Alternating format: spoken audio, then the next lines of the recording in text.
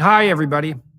I want to read to you a piece I wrote recently called Butchers and Liars, Reprise. Not much more than a week ago, I wrote a rather incendiary piece for the Telegraph about the mutilation of young people in the name of so-called trans rights. I also read it on my YouTube channel and broadcast it, or soon will, on my podcast. The Telegraph entitled it, "We are sacrificing our children on the altar of a brutal far-left ideology," which wasn't too bad, focusing as it did on the analogy I developed between our current practices and the literal sacrifice of children to false gods. I was somewhat more direct online, calling the piece Doctors and Psychotherapists, Butchers and Liars, which was about as blunt, let's say, as it was possible to be. I was very nervous when writing, and even more when reading this piece.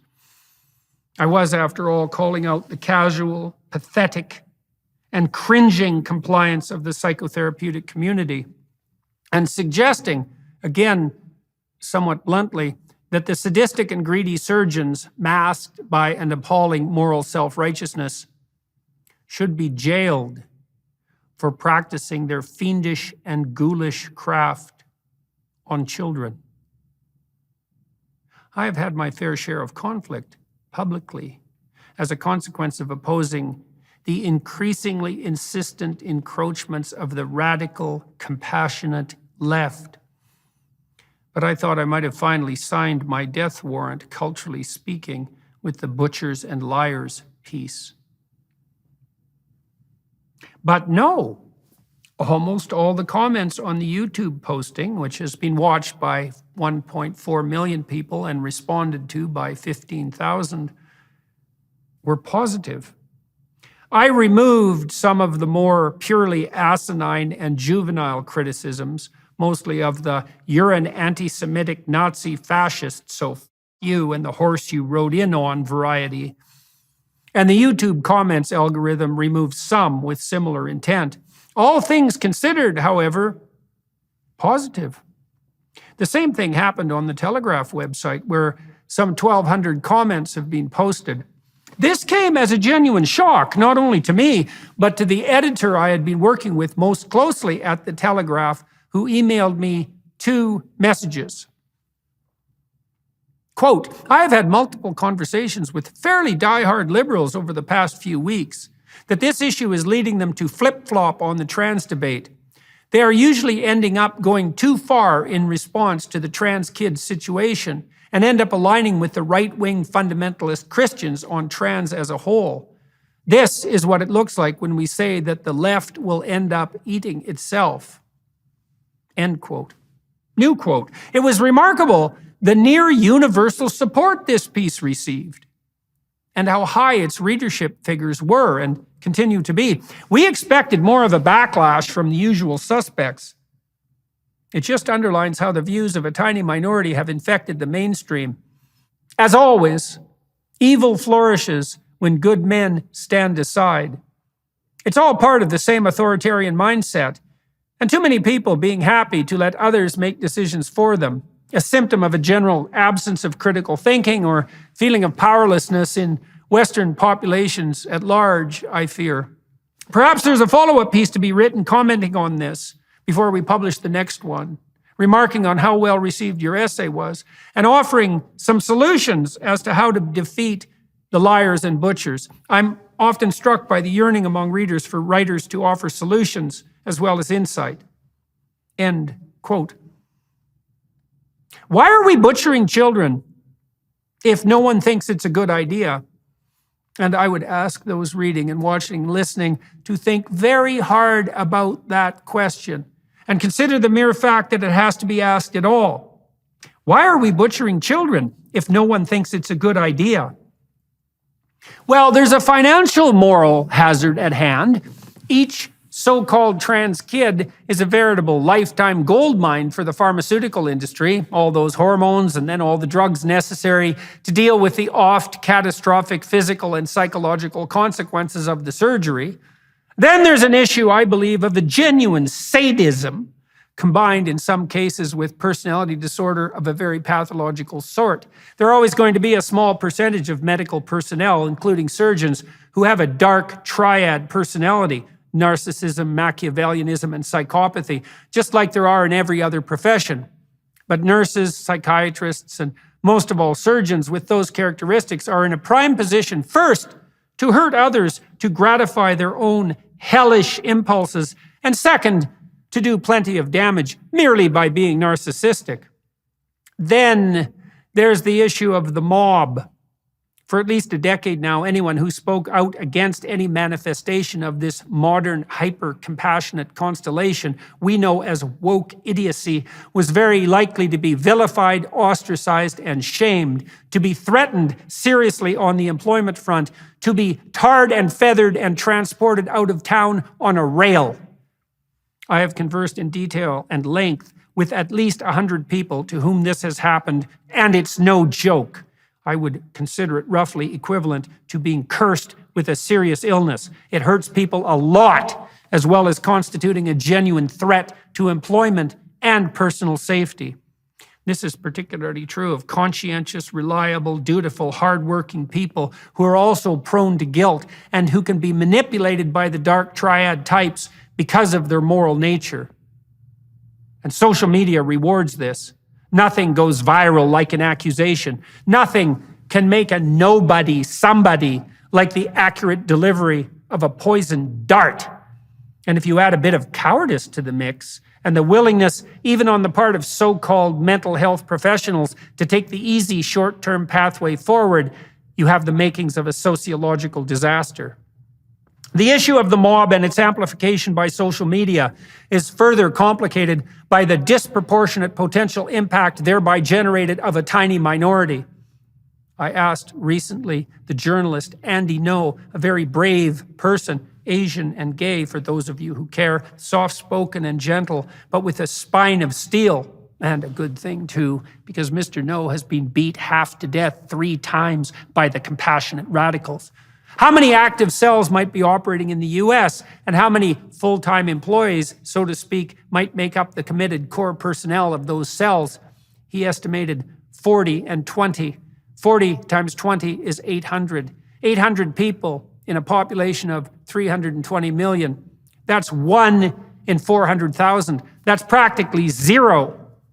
But that's what the moderate Democrat types, skeptical of the very existence of Antifa, note essentially when expressing their doubts about the dangers of the radical fringe. But that's the wrong conclusion. What's the proper moral of the story? A very tiny minority, left unchecked, can exert a disproportionate and deadly influence on an entire society. It was hardly any communists, after all, who overthrew the Tsarist regime in Russia and instituted the many decades of vicious horror that characterized the Soviet world. All societies struggle with the problem of free riders, narcissists, Machiavellians, and criminals.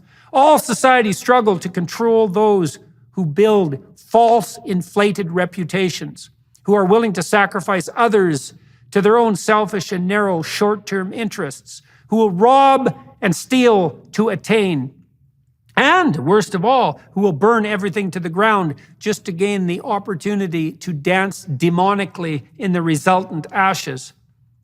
Then there's some genuine confusion. Sex and gender are different if you regard gender, an appallingly ill-defined term. People do differ widely in their temperament, and there is a rather large percentage of women who have a masculine temperament, and vice versa. And also a large number of intrinsically creative people who have more mutable identities. This cross-sex temperamental proclivity has long been noted. There are, and have always been, tomboys and more feminine girls. My personality has many feminine features. I am agreeable, compassionate / polite, and have rather high levels of negative emotion, leading me, for example, to cry too easily.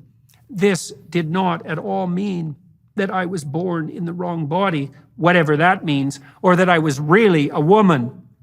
There's also confusion about the meaning of the term identity. Someone's identity is a very complex phenomenon. Some of that identity is, by necessity, socially negotiated.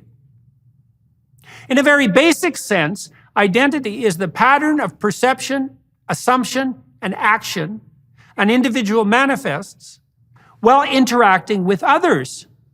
That is not all of what makes up identity, but it's not a bad start. Identity is certainly not merely what someone feels from moment to moment.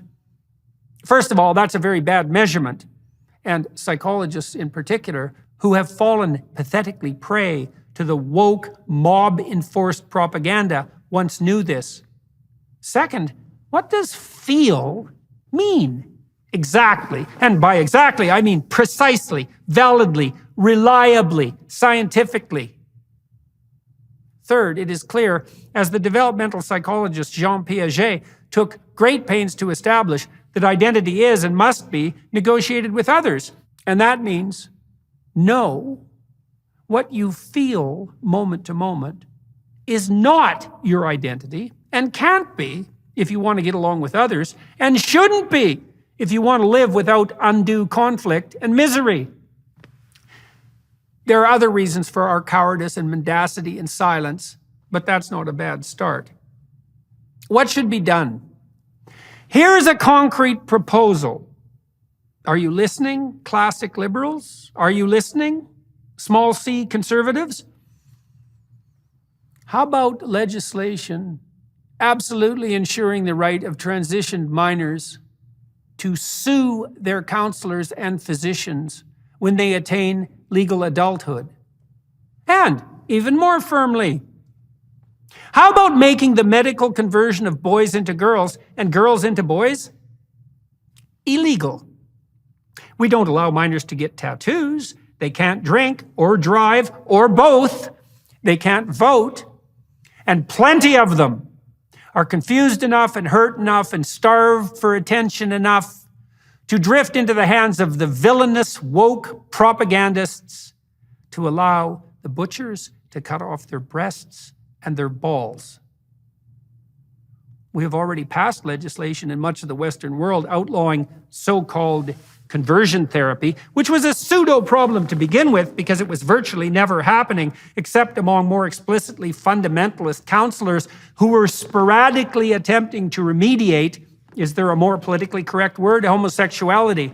I don't know if anyone noticed, but the most severe form of conversion therapy is precisely the double mastectomies, removal of ovaries, uteri, and testes, and hormonal transformation of hapless children.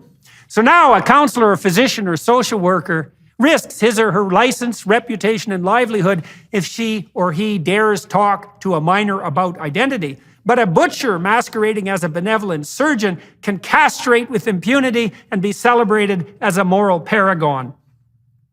How about we stop doing this? It's wrong. Do I really have to say this? It's not just wrong. It's Auschwitz and Gulag level wrong. It's Nazi medical experiment level wrong. It's Unit 731 level wrong. And I'll put a trigger warning on that. Look up Unit 731 at your extreme peril, and I'm dead serious about that. I might also touch on something else in closing before offering my practical solutions. I've been asking for years, and it's a genuine question and difficult to answer with sufficient precision. I've often posed the question to moderate leftists, even to true liberals. When does the left go too far? The right goes too far when it becomes ethnocentric, nationalist, or racist. That was established, I would say, by William F. Buckley in the late 60s. And that is stuck. I personally believe that the left goes too far when it advocates for equity, or even uses the term, which is the damnable and impossible to attain and accusatory attempt to establish equality of outcome. But that seems to be too subtle a point for people, particularly on the left, to grasp. I say this without undue rancor. It certainly doesn't have the emotional weight, say, of objecting to lynching. The moderate Democrats with whom I have discussed this at length inevitably reject my suggestion. They, the radicals, just mean equality of opportunity. No, they don't. That's why, folks, they use a different word. But even if some radicals do mean only that, the system of ideas that animates them knows better.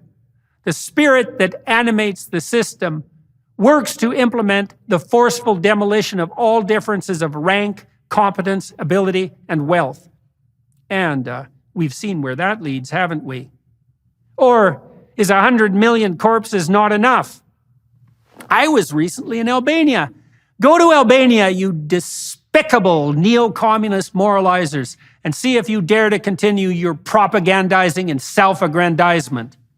Here, then, is something a bit more solid than when they promote equity as an answer to the question, when does the left go too far?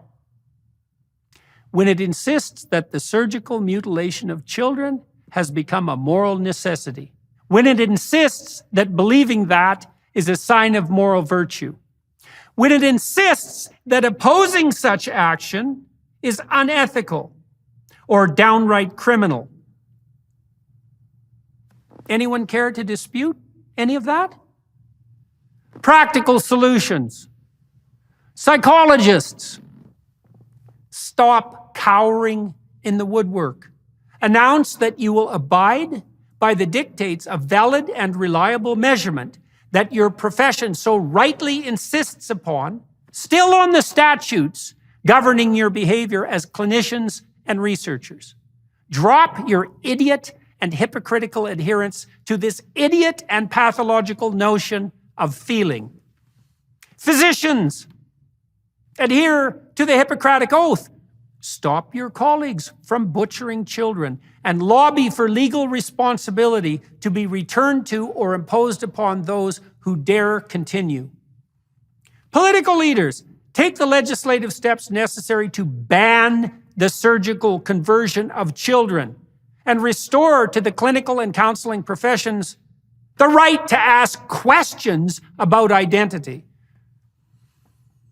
It's on you, folks, particularly you in those three groups: psychologists, physicians, politicians.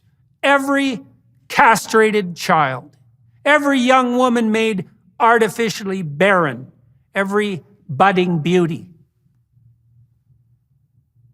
so ashamed of her breasts that she lets a Machiavellian psychopath cut them off.